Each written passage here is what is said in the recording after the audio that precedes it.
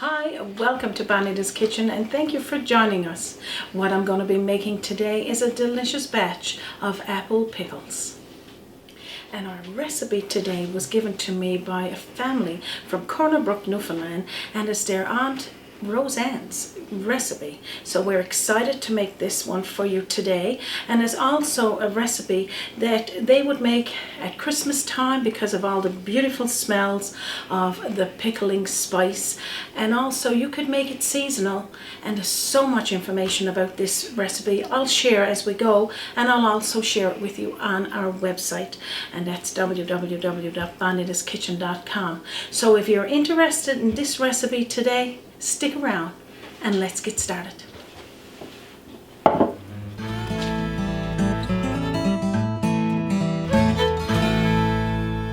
I'm going to be making half a batch of these apple pickles, and I'll share the full recipe with you.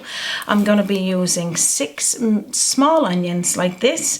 Of course, I peeled them in advance, and I took all of your advice, wearing goggles. I had a spoon in my mouth, I had water running, everything, nothing worked, so I got it cut up here in advance. I'm going to cut these apples up. I'm going to tell you the ingredients as we go. So that's 6 onions diced into small pieces. I'm going to be using a half a cup of packed brown sugar. Toss that on in there. 1 cup of white vinegar. And I'm going to leave it to you to make the choice if you wanted to use a different type of vinegar, maybe even apple cider vinegar, it could work, but leave it to you to decide. Now I'm going to show you my pickling spice. We're going to be using here 1 tablespoonful of pickling spice. I got it here into a tea steeper. You could put it into some cheesecloth and have it there. And I'm going to tie it on the side of my boiler. I'll show you that after. And I'm going to toss in there 3 small pieces of bay leaves. You may have noticed that I got a little string here tied on the side of my boiler, and I pretty much got it on all the boilers. And I do this for all sorts of infusions of different like spices, and as well when I got my pudding bag cooking on a Sunday, I like to have it tied fast to the side of my boiler. But right now I'm just going to hook this tea steeper onto that and hang it down off the side, and I'll show you that. So I'm just hooking it onto that string and just hanging it down into the boiler so that can infuse all of those spices in with this apple pickle mixture. Now I'll show you what's next. I'm going to be putting in here now 1.5 cups of diced tomatoes. Now I'm using canned tomatoes and its juice. If you haven't got access to that, I'm sure you could use fresh tomatoes and just blanch them a little before, and just toss that in there, and just probably by taking the skin off it. But that's it. So now I'm going to peel those apples. I'm going to dice up those apples, and any type of apples, put them in just small little cubes. I'm going to peel them, and I'll show you how I dice those. So I'm just going to peel my apples into a bowl so I can compost it, and then I'm just going to take my paring knife and go down like wedges and then across like this for the cubes, and then just toss them on down to a bowl or directly into the boiler, because you're going to be cutting up 6 of those, and that's all you're going to do like this. So there's no doing this in advance. You want to do it all together, like you said. Cut up your apples into cubes, and the same thing with your onions to get it all going. And the viewer was after saying that no batch of apple pickles tastes the same, because it all depends on you and your taste. I used a half a cup of brown sugar. They also said that you could use white sugar if you enjoy that taste as well, and taste it in between when you're cooking it, and then that can give you a gauge on how much you want. I like the brown sugar, and I put in a half a cup into the half of batch but it really only asked for a half a cup for the full batch. But rather than put in any white sugar, I put all brown sugar. So now I got these apples done. I'm going to toss this now into my boiler. So now we're going to take all those delicious apples. Again, you use the apple that you got in season or you enjoy eating. Of course, it mightn't be quite 6 there because Raymond has been picking at those little cubes and as well myself because they're just so tasty. So I'm just going to stir all of those ingredients in together and put it on my stove top on a medium heat and let it start boiling. And now I can't give you a time on this because it all depends the texture that you want for your pickles, but I'll show you what mine looks like when it's done. Now I'm going to put it over on my damper. So now I'm going to slowly release that steam so it don't go up over my camera. 1 minute. And now it's starting to boil. And what you are going to do is you're going to stir it occasionally like this, and when you see it to the consistency that you like, I'm going to show you what ours would be when it's there, and at this point you can taste it if you want to add more sugar. You mean say I can taste it?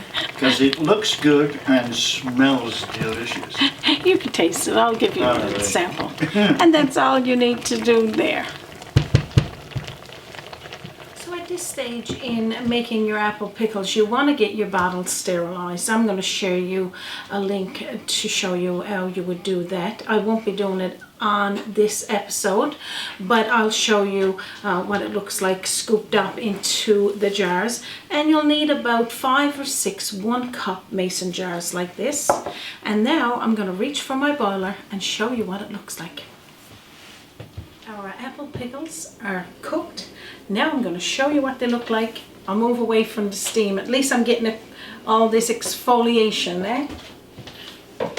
I'm going to take out our pickling spice, and this is what the texture is going to look like. It's got the onions cooked and soft, and the apples is just partly cooked as well because you do want to have that texture. You can let it go longer as well, that's fine. It's got this lovely juice.